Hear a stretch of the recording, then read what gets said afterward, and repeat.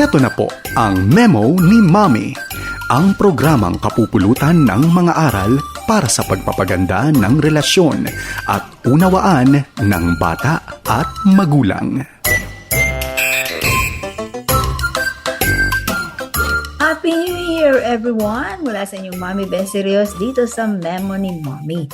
At ano nga po ba ang maaari nating gawin in terms of guiding our children dito po sa pagharap natin sa bagong taon? Parang mas excited ang mga bata dito po sa New Year, di po ba? Kasi ang dami nilang panoorin and of course, yun, nakikigulo sila sa ating Midnight Watch. So ano po ang ating pwedeng gawin, and especially we are addressing the needs of children na iba't iba rin po ang kanilang ages, kasi maganda po na ito ay maging isang family event for bonding. So mahalaga po ay pag-usap-usapan natin ano ang kanilang mga ideas in terms of how the New Year, especially yung atin pong midnight na paghihiwalay ng taon, will be celebrated. And let's learn to listen sa bawat idea po nila. Also, let's teach yung atin pong mga older na mga anak na to, yun naman, pagtatawanan, ibuli yung mga maliliit, yung mga batang mga kapatid. So let's maintain what we call openness sa bawat idea. Okay? Ganun din naman po ay mahalaga rin po if you're going to have this time to talk about ano ba yung mga naganap sa ating taon na nagdaan that we will always treasure. Ayan.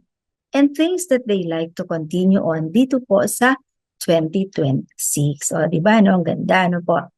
And then, maganda rin po that aside from all these talks ay maaari din po natin na bigyang daan how the children will appreciate the celebration sa world na iba't iba ng New Year. Kasi dito po nila makikita, di ba, no? Meron tayong mga ganyang palabas.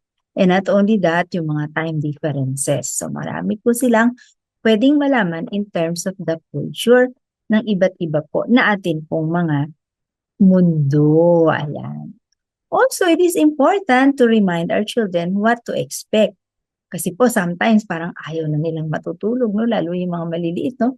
Kitang-kita mo na naaantok-antok na talagang ganyan at mukhang pagod na pagod.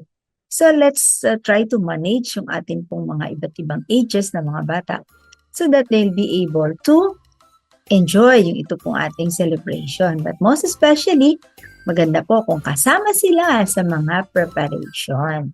And kung say kasama, nandun po yung mahalaga na ibibigay natin yung pantay-pantay na distribution ng kanila pong gagawin.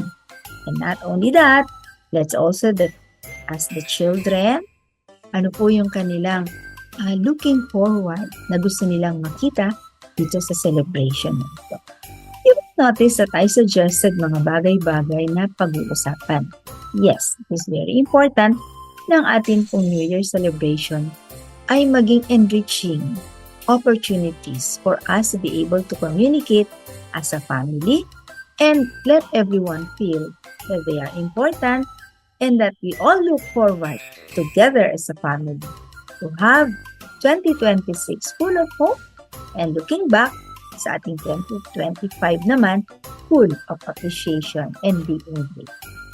Mga ilang paalala na naman po mula sa inyong Mommy Best Serious sa Memo ni Mommy, but of course, wishing everyone a bountiful 2026 full of hope and expectation.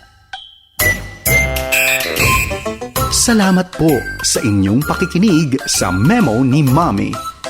Para sa mga tanong, mungkahi o kuro-kuro, mag-email lamang sa memonimommy@yahoo.com o mag-text sa 0919-688-0324.